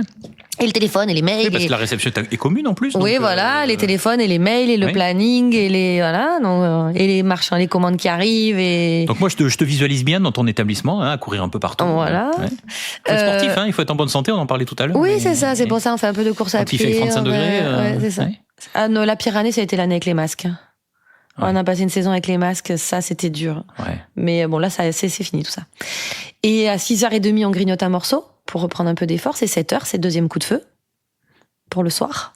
Il commence à 7h. Ouais, deuxième service, 19h. Et puis 22h. Alors, l'été, c'est plutôt 23h, 23h30. Tu fermes les volets, tu plies les parasols et tu rentres. Alors, avant de parler des anecdotes et des moments de vie de l'établissement, parce que je suis sûr que tu en as plein, on parle de l'effectif, là, les journées d'été. Comment ça se passe, le recrutement et l'injection des ressources humaines dans un établissement comme le tien? Parce que ces dernières années, je dirais qu'il y a eu un petit peu un switch au moment du Covid, je pense. Il y a eu un manque d'attrait pour les métiers de la restauration, des jeunes, soi-disant peut-être à juste titre, d'ailleurs parfois mal payés. Comment ça se passe aujourd'hui? Comment on fait venir des jeunes? Comment on recrute? C'est difficile. Moi, c'est intéressant comme sujet quand même. C'est difficile. Moi, j'ai l'impression que c'est très cyclique. Mais en effet, après le Covid, le retour au travail a été difficile pour l'ensemble des équipes de l'hôtellerie-restauration. Ouais. Et se remobiliser les week-ends, les soirs, ça a été compliqué. Nous, clairement, on n'a pas réussi à... On était ouvert 7 jours sur 7 au restaurant à cette époque-là, depuis des années. Et à la réouverture post-Covid, on était 7 jours sur 7. Nous n'avons pas réussi à recruter assez de personnes pour rester dans ce format 7-7. Malgré qu'on était un établissement précurseur sur le fait de faire pointer notre personnel, d'avoir une badgeuse dans l'enceinte de l'établissement, malgré qu'on ait déjà mis en place depuis plusieurs années des choses pour que justement cette idée que la restauration paye mal, ne paye pas les heures et tout ça, voilà, c'est faux. Dans beaucoup d'établissements, c'est faux. Alors certains ont encore des fonctionnements complètement fous, mais il y en a beaucoup qui sont maintenant très sérieux et qui font ça très bien. Bon, nous, c'était notre cas, et malgré tout, malgré des rémunérations élevées, malgré des plannings sur 4 jours et demi, malgré des choses réfléchies pour motiver des gens à venir travailler, on n'a pas réussi. Et donc, on a décidé de fermer le restaurant les dimanches et les lundis à ce moment-là. Enfin, décidé, on n'a pas eu le choix, en fait, parce qu'on s'est retrouvé avec une équipe tellement petite qu'on ne pouvait pas être ouvert 7 jours sur 7. Et donc, on s'est retrouvé 5 sur 7. Ça, c'est le cas concret, excuse-moi, d'après Covid, de plein de restaurants dont j'ai appris, moi, l'été, qu'ils étaient obligés de fermer le midi ou le soir, même carrément parfois en semaine, parce qu'ils n'avaient pas l'effectif pour être ouverts. C'est fou quand même. Ouais. Ou de faire venir des jeunes d'école hôtelière en Tunisie.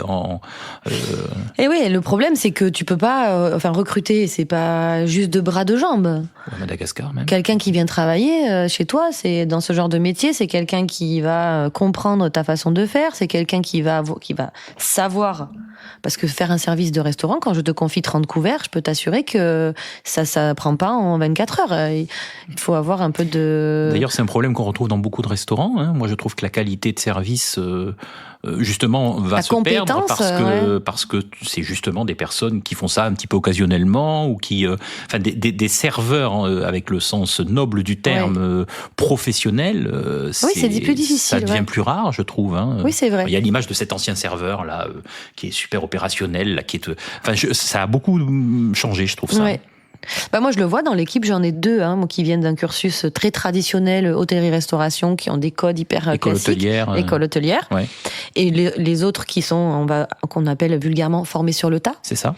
Ils ont tous leurs avantages et leurs inconvénients, mais on voit la différence. C'est sûr que l'organisation, les codes, le fonctionnement, il y a pas... Il n'y a pas à tortiller, on arrive à mieux quand on a été formé professionnellement dans une école et que on a des codes vraiment sérieux. Mais sur tout. Et puis, quand tu peux faire beaucoup, tu apprends à travailler en gastro, tu peux travailler partout après. Par contre, quand tu apprends en brasserie à 16 ans, c'est pas transposable à tous les types de restaurants après, tu vois. Qui peut le plus, peut le moins, mais pas l'inverse. Alors, tu me disais tout à l'heure qu'au niveau de ton établissement, le fait d'être ouvert toute l'année, tu avais quand même une équipe plus fiable dans le temps que ceux qui sont saisonniers purement. Ouais. Et ceux qui viennent, t'as quand même forcément un turnover. Ceux qui viennent, ils sont de Dordogne, ils viennent d'ailleurs. Il faut les loger. Comment ça se passe? Parce que j'ai entendu maintenant que tu es quasiment obligé d'héberger. Mais il y en a plein qui le font, qui les logent. Hein. Et vous, non, c'est pas le cas? Moi, je peux pas. Ouais, alors déjà, oui, c'est tout simplement parce que franchement. Il y en a qui achètent des immeubles à côté. Moi, j'ai déjà loué un studio tout un été. Hein, d'accord. Pour loger potentiellement une seconde cuisine. Parce que se loger à Sarlat, après, il faut reconnaître que l'été, c'est pas simple non plus. Ouais, c'est ça. On avait loué un studio tout un été parce qu'un seconde cuisine devait arriver et. Bon, voilà, alors ça a été une location qui s'est retrouvée vide très très vite, malheureusement, ça s'est pas du tout bien passé. C'est difficile, moi j'appelle ça des gens sac à dos. C'est des gens qui font des saisons à droite à gauche, qui n'ont qu'une attache, qui viennent uniquement pour l'argent. Oui. Mais du coup, nous, ça nous correspond pas du tout, parce que c'est des gens qui s'en foutent, en fait. Si ça se passe bien, tant mieux, ça se passe mal, ils s'en foutent. Du coup, ça répond pas du tout à ce que nous, on veut offrir, quoi. Mais on a ce qu'on mérite. Tu es ouvert toute l'année, donc tu peux te permettre, entre guillemets, de choisir un effectif qui va être ensuite plus stable que ceux qui sont saisonniers, ils sont obligés de prendre ces personnes-là. Ouais, c'est ça. Parce qu'ils sont ouverts que 3-4 mois, donc, parce que je pense que tu as des restaurants à Sarlat qui doivent être ouverts à peine 3 mois. Hein. Oui, c'est ça, oui, de juin à septembre. C'est ça. Ouais. J'essaie de trouver des gens qui habitent ici. Des fois, je préfère faire moins. Ça m'est arrivé d'embaucher par dépit. Ça s'est toujours mal terminé. Parce qu'au final, on se correspond pas, le poste correspond pas. Moi, il y a des gens dans la restauration, je t'assure, c'est des mercenaires. Hein. C'est pas des gens qui viennent pour faire la qualité de service. D'accord. Ils viennent, ils pensent que tu vas les faire travailler 7 jours sur 7, René, 70 heures semaine, qui vont partir avec un billet de 5 000 par mois. Mais ça, c'est déjà c'est illégal. Alors il y en a qui le font, hein. Mais moi, j'offre pas du tout ça. Ouais. Moi, j'offre à mon équipe un planning stable, des bonnes rémunérations, une bonne mutuelle, une épargne salariale, des jours de repos consécutifs. J'offre pas du tout un cadre pour des mercenaires qui viennent... Et puis de l'autre côté, t'as une clientèle d'habitués. Voilà, aussi, qui a besoin de voir des visages. Qui ont besoin de stabilité aussi. Voilà, c'est ça. Moi, je suis content quand je vais à Sarlat que je vois la même personne à la réception. C'est un responsable de salle, de serveur qui est souvent Mathieu, le même. Voilà, donc ça. C'est vrai qu'en tant que client, c'est super sympa, je trouve. Ouais, Mathieu, ça fait 10 ans. Mathieu, ça fait 10 ans. Valentin, ça fait 8 ans. Tout le monde est là quand même depuis relativement longtemps. Et en fait, il y a ce noyau solide et après, tu as toujours des électrons libres autour de ça. On a essayé plein de façons de recruter. On a essayé, alors évidemment, on a essayé France Travail, on a essayé Indeed, on a essayé tous les nouveaux réseaux, tout ça. Bon, bref. Ouais. Bon, il n'y a pas de recette magique. Je crois que c'est plus une question d'opportunité, de rencontre, du bon moment, de la personne. Voilà. Ça nous est arrivé d'embaucher un peu plus tôt que prévu parce que on s'est dit là, on peut pas passer à côté de l'occasion. Et en même temps, des fois, ça nous est arrivé d'être un peu dans le dur, passer 3 mois sans personne et à un poste et parce que on a eu des entretiens, mais c'était pas concluant et on a préféré se dire tant pis, ça va être dur, mais on fait pas. Aujourd'hui, le plus intéressant, c'est quoi? C'est l'hôtel ou le restaurant? En termes sans parler de chiffres, mais en termes de rentabilité, c'est quoi le plus intéressant? Eh bien, alors, pour être très franche, l'hôtel est plus rentable. Oui. Mais l'hôtel ne fait pas ce qu'il fait s'il n'y a pas de restaurant, et le restaurant ne fait pas ce qu'il fait s'il n'y a pas l'hôtel. Oui. Donc, tu vois ce que je veux dire? C'est que même si l'hôtel est plus rentable dans sa marge, tout c'est imbriqué. Parce que si t'en enlèves un, il a plus la même production. Oui. Aujourd'hui, en termes de chiffre d'affaires, c'est 60% le restaurant et pas tout à fait 55% le restaurant et 45% l'hôtel. C'est assez équilibré en fait. Ok. Mais après, en termes de rentabilité, c'est l'hôtel. Aujourd'hui, pour remplir un hôtel, on fait quoi? Plein de choses. Vas-y, raconte. On est sur le guide du Périgord, tu vas me dire encore. On est sur le guide du Périgord. Ça, tout le monde me le dit, alors que je ne le demande absolument pas. On est sur le guide du Périgord. Ça fait partie d'un des. C'est un des médias, okay. Un des canaux publicitaires. Pour être très sérieux et complet, booking. Alors, on a des bonnes vitrines, on a un bon site, on a des réseaux sociaux. Un bon emplacement, tout simplement déjà. Ouais, un bon site internet. La toile, internet, faut être présent sur la toile partout, le maximum. Avoir du contenu de qualité. Un site internet, les réseaux sociaux. Donc après toutes les plateformes de e-distribution, Booking, Expedia, Hotel.com, et j'en passe, avec tous les systèmes d'automatisation, les agences, les tours opérateurs. Donc là aussi, il y a tout un travail de démarchage des agences de voyage, des TO, d'entretien de cette clientèle. C'est quoi votre taux de remplissage à l'année? 75%. Ah ouais, c'est bien. Hein. Enfin, ça me paraît bien, je suis pas spécialiste. Ouais, mais... ça pourrait être un peu mieux. Mais ça peut toujours être un peu mieux. Surtout l'hiver, parce que du coup, c'est le 100% de l'été qui compense.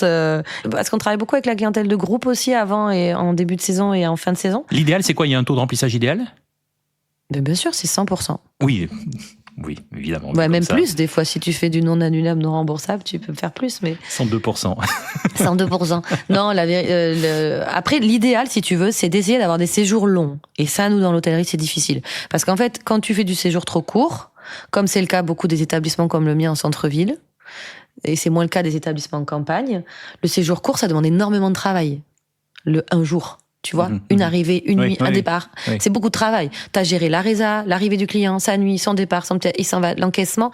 Alors que si ce même client reste 4 nuits, la charge de travail sur place est moins lourde. C'est pour ça que quand on a un groupe, par exemple, qui arrive le mardi, qui part que le dimanche, tu passes pas la même semaine, malgré que l'hôtel soit complet, que si l'hôtel est complet avec que des individuels qui partent et qui viennent tous les jours.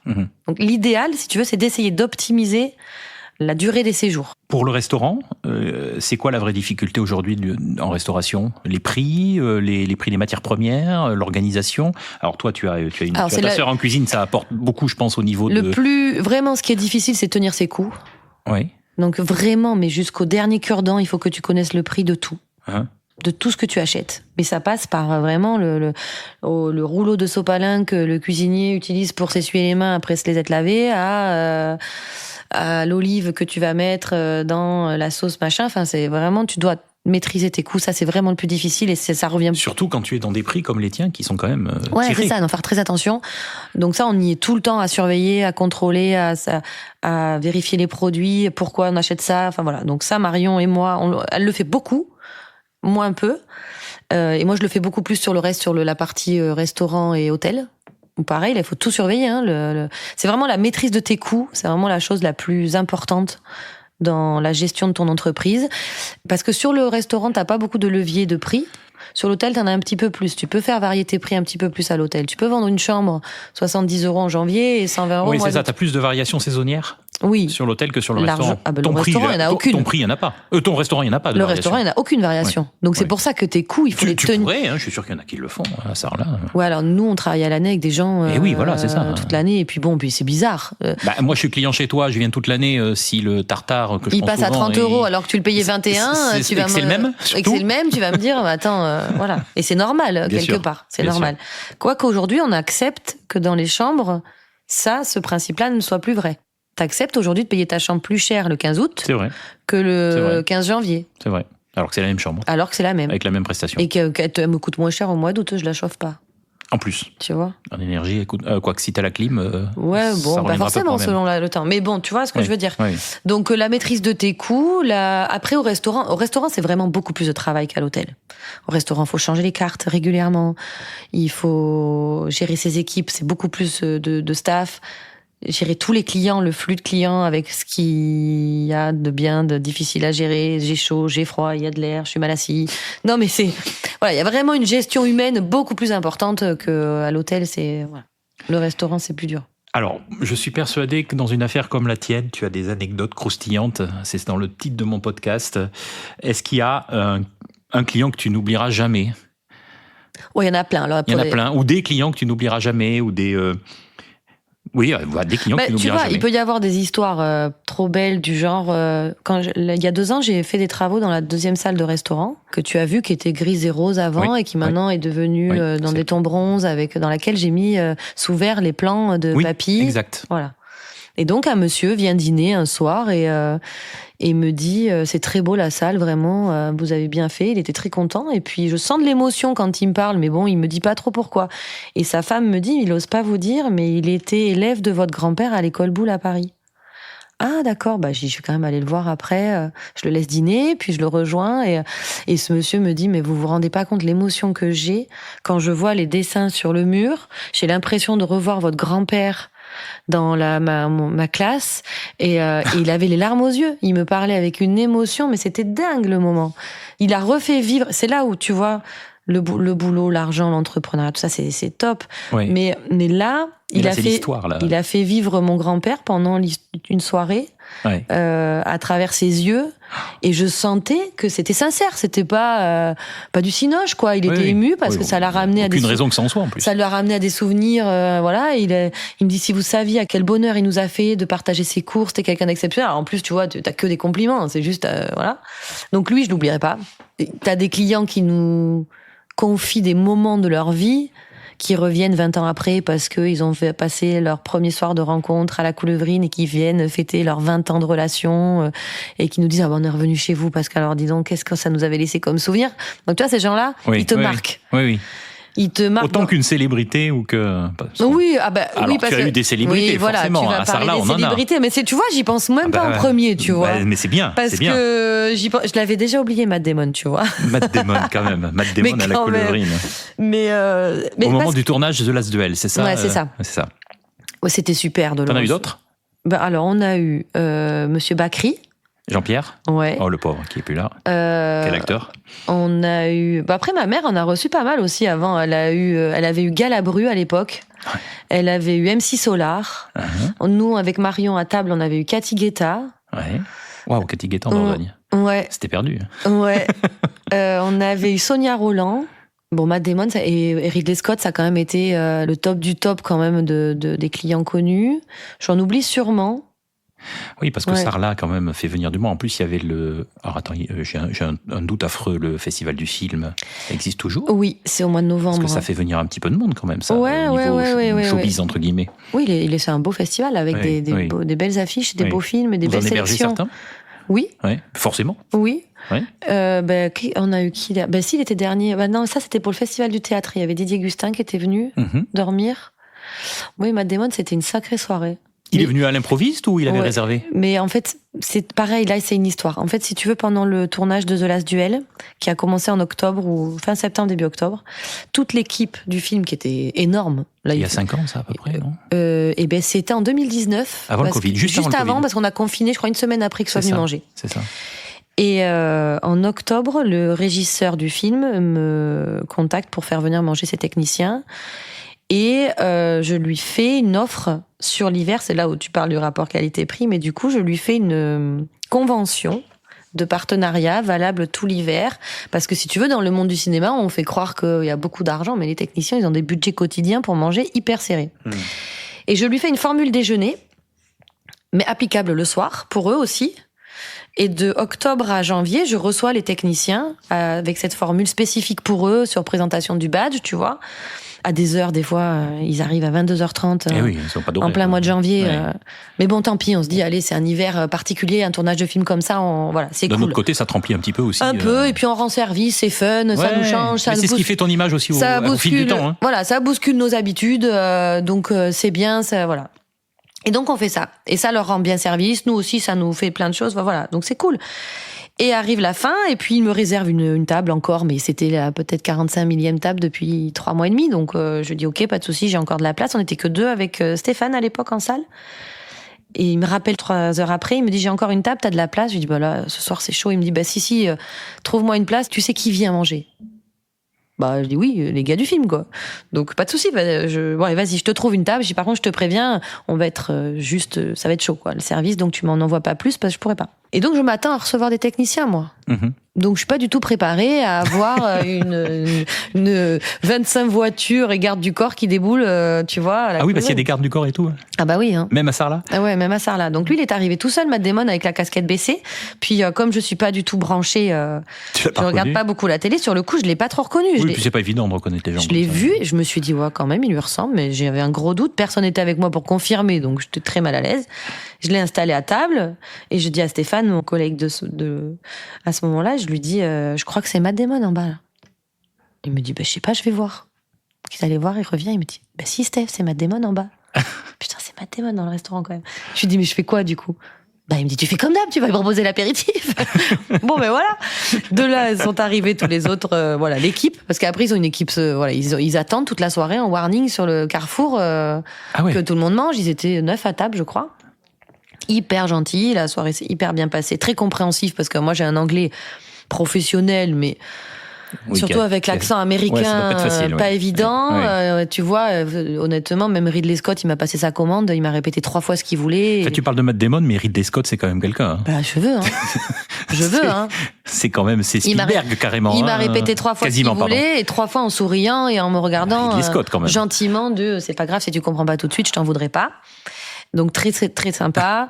À la limite, presque plus le staff est stressé qui mange bien, qui sait ce qu'il faut, que tout aille bien. Et je pense honnêtement, parce que je fais partie des rares restaurants qui n'avaient pas de clause de confidentialité pour cette soirée-là. Alors que tous les autres établissements, jusque-là, avaient signé des confidentialités. Donc, je pense que le régisseur nous a renvoyé la balle de tous ces dîners servis tout l'hiver à pas d'heure en nous offrant cette table ce soir-là. Franchement, je vois pas. Ouais, c'est une sorte de petit cadeau, quoi. J'ai l'impression, on va quand même jouer le jeu, leur faire plaisir. Je crois, parce que. Pour leur image de marque. Allez. Bon, par contre, ce qu'il faut savoir, c'est que l'avenue de Matt Damon et de Ridley Scott dans ton resto, c'est un site internet en erreur 404 pendant une semaine. Ah ouais. Tellement c'est dingue. Les conséquences derrière, les retombées sont colossales. Même moi, j'étais à des kilomètres. Moi, quand j'ai posté ma photo, je m'attendais, je me suis dit ouais super, je vais faire 200 likes, c'est génial, tu vois. Mais j'étais à côté de la plaque complet. J'ai pas du tout mesuré à quel point cette personne a une notoriété repartagé, quoi. Donc, incroyable. Ouais, bien sûr. De là, tu te fais appeler par Cyril Hanouna et ainsi de suite. Bon, bref, on a beaucoup ri parce que ça a fait beaucoup de mousse, quoi. Ouais. Mais c'était chouette. Pour finir sur les anecdotes, les moments de vie de l'établissement, une situation improbable, une demande folle, ça t'est arrivé? Enfin, bon, peut-être que c'est pas comme dans les palaces où on va te demander des huîtres à 3h du matin, mais ouais, non, franchement, j'ai pas. Ou un client horrible, quoi. Horrible, ouais, j'en ai un qui me revient, un seul, tu vois. Ah, ça va, c'est pas beaucoup. Un seul. Non, globalement, ils sont gentils, mes clients. Mais tu sais, tu donnes et tu reçois. Normalement, ça marche plutôt pas mal. Même quand ils arrivent stressés, si tu leur donnes beaucoup, ça finit par aller, ils te le rendent. Mais celui-là, je pense que j'aurais pu lui donner ma vie, que rien ne serait allé de toute façon. Mais ce monsieur, ça m'a marqué parce qu'il est arrivé, ça allait mal. Alors, je sais pas ce qui s'était passé avant. Je pense qu'il s'était disputé avec sa femme, j'en sais rien. En tout cas, il est arrivé très stressé. Je me souviens de ce monsieur, il arrive, c'est moi à la réception qui l'accueille, il arrive, il est très énervé, il fait très chaud. Et d'entrée, il m'agresse. C'est quoi cette région à la con? Ça tourne de partout. Il fait beaucoup trop chaud. Enfin, vraiment, ça va pas du tout. Bon, je me dis, ne t'énerve pas. Détends-toi. Mais je sais que du coup, rien ne va aller. La chambre, ça va forcément pas aller. Ah oui, quand t'es parti dans un bad mood comme ça, c'est... J'essaie de le détendre, de lui dire, allez, détendez-vous, c'est les vacances qui commencent, maintenant que la voiture est garée, que vous êtes déchargé de ce stress, tout va bien se passer, profitez des vacances avec madame. Il prend les clés, il monte, il redescend 5 minutes après, ça va pas, la chambre, c'est une catastrophe, c'est quoi ce placard, au secours, sortez-moi de là. Bon, je finis par lui dire, écoutez, je refuse de parler avec vous. Parce que franchement, pour en arriver là, pour que j'arrive à un stade où je me dis... tu vas devenir ferme, tant pis, même si c'est ton client. Oui. Donc je lui dis stop, ça suffit. Vous n'êtes pas content, mais vous n'êtes content de rien. Je le comprends, je l'entends. Vous avez le droit. Mais c'est stop, je parle plus avec vous. Donc soit vous partez, soit vous montez, faites ce que vous voulez, mais je parle plus avec vous. Tant que vous serez pas calmé. Il repart, sa femme descend une demi-heure après, s'excuser pour son mari. Mon mari est désolé, il a pris sa douche, il est calmé, vraiment. Toutes nos excuses. Pauvre femme de devoir s'excuser pour son mari. Déjà, je trouve ça très triste. Oui, qu'il n'ait pas eu le courage de venir lui-même. C'est clair. C'est pas grave. Malheureusement, avant de partir, elle me dit, nous allons dîner. Vous êtes sûr? Autant te dire que j'étais pas enchantée. Parce que je me suis dit, le dîner, ça va forcément pas aller. Tu vois? Donc, j'avais très peur de ce dîner. Mais ça a pas loupé.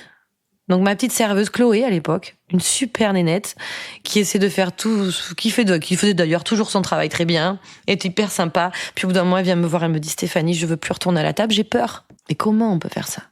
Comment on peut amener autant de personnes? Donc la douche n'avait pas suffi? Non, donc je retourne à la table et alors là, je te passe les détails, mais il y a rien qui va. Je suis mal assise, j'ai froid, ce que je mange c'est pas bon, la serveuse elle est ci, et puis le fait que vous m'ayez dit ça va pas. Et je suis censée rester là pendant 3 jours. C'est horrible, les gens comme ça. Mais c'est terrible. C'est terrible. Ils se font du mal en plus, certainement, parce que... Mais oui. Alors je lui dis, écoutez, c'est pas compliqué. Là, ce soir, il est tard. Demain matin, vous faites vos valises et vous partez. Où vous voulez, mais vous restez pas chez moi. Vous êtes en vacances, mais nous, ça nous fera des vacances. Je ne serai pas responsable de la catastrophe que vous allez vivre en Périgord. Je pense qu'on rendra service à tout le monde. Mais vous partez. Et celui-là, il a été terrible, terrible. Mais je pense que j'aurais rien pu faire pour arranger. Franchement. Des fois, tu vois, ça m'est arrivé de faire des erreurs. Ça nous est arrivé de se tromper, d'oublier de marquer une table, d'envoyer une mauvaise bouteille de vin. Je veux dire, on n'est pas des machines, on est des humains. Et on peut se tromper. Mais ça, tu le rattrapes. Mais là, qu'est-ce que tu veux rattraper ? T'as affaire à... C'est ingérable. Et là, formé à la gestion de conflits, bon, qu'est-ce qu'on fait ? On s'assoit, on se calme et on essaie de détendre et de passer à autre chose. Mais il y a des gens avec qui c'est pas possible. Alors, globalement, c'est plutôt pas mal parce que là, tu vois, sur les 3 premiers épisodes, je pose cette question à chaque fois et il n'y a pas trop de problèmes. Chacun a un exemple maxi, donc c'est plutôt bien quand même. On a des touristes plutôt sympas en Périgord. Oui. C'est plutôt pas mal. Alors parlons du tourisme en Périgord justement. Sarlat, comme je disais tout à l'heure au début de notre entretien, tout le monde connaît Sarlat, peut-être trop puisque Sarlat c'est noir de monde l'été. Est-ce que toi tu vois un Périgord noir et Sarlat en particulier à maturité ? Est-ce qu'on parle de surtourisme ? Est-ce que ça suffit ou est-ce qu'on est bien ? Est-ce qu'il y a encore de la marge ? Comment tu vois le tourisme à Sarlat ? Plus généralement. Mais moi je pense qu'on a largement de la marge. D'accord. Le débordement sarladais, parce que c'est comme ça qu'on l'appelle en interne, il est du 20 juillet au 25 août. Il y a de la marge sur l'année. Oui, voilà. Alors oui, du 25 juillet au 25 août, tu as ce débordement sarladais où tu sais plus où te loger, tout est noir, comme tu disais à l'instant, noir de monde. Oui. Le reste de l'année... Oui, c'est sur une période très courte, en fait. C'est très intense pendant 4 semaines et demie, point à la ligne. Hein. On le voit, les années précédentes, il y a à la fois une fragmentation du tourisme sur l'année, et il y a aussi une progression finalement très symbolique des mois de juin, début juillet, qui sont pas faciles, même parfois, qui sont même assez compliqués. Il y a énormément de monde 15 juillet, 15 août, et par contre, il y a peut-être un peu plus de monde qu'avant, hors saison, mi-saison. Oui, c'est ça. Même mais à Noël, tu vois, moi, je prends une semaine de vacances début juillet. Ouais. Parce que je sais qu'à ce moment-là, c'est quasi vide. Les examens des enfants. Ouais, c'est quasi vide. C'est très calme et c'est le moment, si tu veux te prendre quelques jours où il fait un peu beau, de te prendre un peu d'air avant la saison. Donc non, vraiment, le débordement, il est très court. Sur le reste de l'année, il y a de la marge. Alors oui, après, tu as différents tourismes. Comme je te disais tout à l'heure, tu as un tourisme de groupe. Oui. Plutôt développé sur avril, mai, septembre, octobre. Sur tous les ponts. Ça va être ce que tu expliquais, ce tourisme un peu fracturé sur l'année où les gens partent en week-end en fonction de la météo. Ouais, en fonction de la météo. Et au beaucoup dernier moment. Donc, si tu sens que la météo est bonne, le week-end peut être top. Ça se fait énormément. Et après, ce qui fait aussi bouger, c'est toutes les animations qu'il y a hors saison. Le marché de Noël, par exemple, a redonné vie au mois de décembre. Oui. J'ai l'impression que le mois de décembre en Périgord est de plus en plus touristique. Il y a de plus en plus de choses qui ouvrent. Il se passe de plus en plus de choses au mois de décembre. Après, honnêtement, moi je trouve, alors je voyage pas autant que toi, mais je trouve qu'on a des sites touristiques qui développent des tas d'idées pour proposer des activités hyper variées. Où que tu ailles dans n'importe quel château, jardin, où tu peux avoir un atelier de cuisine, un cours de machin, un truc de tir à l'habit. Il y a une nouvelle génération. Il y a vachement... on en a reçu une il y a 3 jours de propriétaires de sites touristiques qui sont super créatifs. Ils développent vachement d'idées, je trouve. Donc, et puis pour tous les âges. Que tu viennes en famille avec des enfants, que tu sois en couple, que tu sois un couple de jeunes retraités qui veut aller faire une rando, la ronde des villages, le machin, le truc. Enfin, en tout cas, t'as des tas de trucs à faire, je trouve. Mais un exemple symbolique, j'ai lu pas plus tard qu'à midi, avant de venir faire cette émission, le Puy du Fou, par exemple, pour ne pas le citer, qui est quand même, je crois, le 2e ou 3e site en fréquentation en France, cette année, pour la première fois, ouvre à Noël. Va ouvrir à Noël et il faut un nouveau spectacle pour Noël.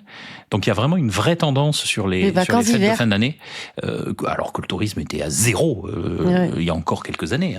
Il y a vraiment beaucoup de créativité, comme tu dis, dans les sites pour attirer des gens hors saison. Alors après, je sais pas comment ça va suivre au niveau des hébergements, parce que je vois les hôtels à Sarlat, vous êtes très très peu ouverts. Les campings en Dordogne, pour bien les connaître, sont tous fermés à partir d'octobre.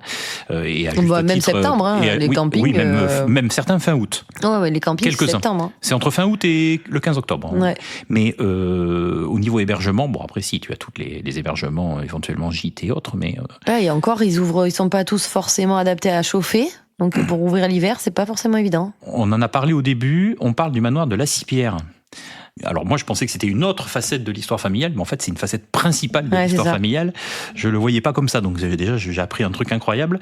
Par contre, c'est la différence entre gérer un hôtel et un lieu patrimonial. C'est quand même pas du tout la même chose. Alors, le manoir de la Cipière, quand même, déjà, j'en dis un mot. Je te fais que des compliments aujourd'hui, mais c'est quand même un lieu, il faut vraiment que tout le monde aille le visiter parce que l'endroit est juste... T'es pas dans le monde, quoi. T'es dans un endroit magique. C'est hors circuit, ouais. C'est hors du temps. Je cherchais le terme. C'est hors du temps. Comment ça fonctionne, le manoir de la Cipière? Est-ce qu'aujourd'hui, il a son indépendance financière, entre guillemets? Elle est fragile. Ouais. Elle est fragile. Donc là, c'est ma tante, Florence, et ma maman, Isabelle, qui le gèrent à 100%. C'est-à-dire de la tonte des herbages des parcs à visite quotidienne et communication. Ouvert à la visite depuis peu, c'est ça? Ouais, c'est ça. Ça fait 3 ans qu'elles ouvrent de Pâques à Toussaint tous les jours à la visite et qu'elles font des visites en plus l'été aussi, le matin, tout ça. Mais elles font ça toutes les deux, de A à Z. Les 2 premières années, elles n'ont fait que les visites guidées. Alors, c'est des visites de 2 heures avec elles, toujours, les propriétaires, elles sont top, leurs visites. Parce que là, pour le coup, des anecdotes croustillantes sur leur vie d'enfant au château, il y en a un paquet, vraiment, tu te marres. Au-delà d'avoir aussi des informations historiques avec un grand H. Mais ça suffisait pas. Donc, elles ont aussi aménagé une partie du château qui est louable. Donc, tu peux loger au château en réservant tout l'appartement privé avec sa chambre, sa cuisine, le parc derrière qui t'est réservé. Donc, tu fais quasiment une privatisation de château pour 180 € la nuit. Hein. Donc, je veux dire, à moins de 200 €, tu t'offres une nuit au château. Oui, c'est quand même autre chose qu'un Mercure, quand même. Ah non, mais attention, t'es dans le lit à baldaquin, sinon c'est vraiment terrible, les gens adorent. Et donc ça permet, depuis 1 an, d'avoir l'équilibre financier. D'accord. L'équilibre, hein. Mais c'est déjà bien. Tu gagnes pas d'argent. Parce que quand tu vois le toit de Loz que j'ai visité, qui est extraordinaire. Et pas fini. Là, il n'y a pas assez d'argent pour terminer, justement. Donc, elles ont obtenu une petite subvention de la Fondation du patrimoine.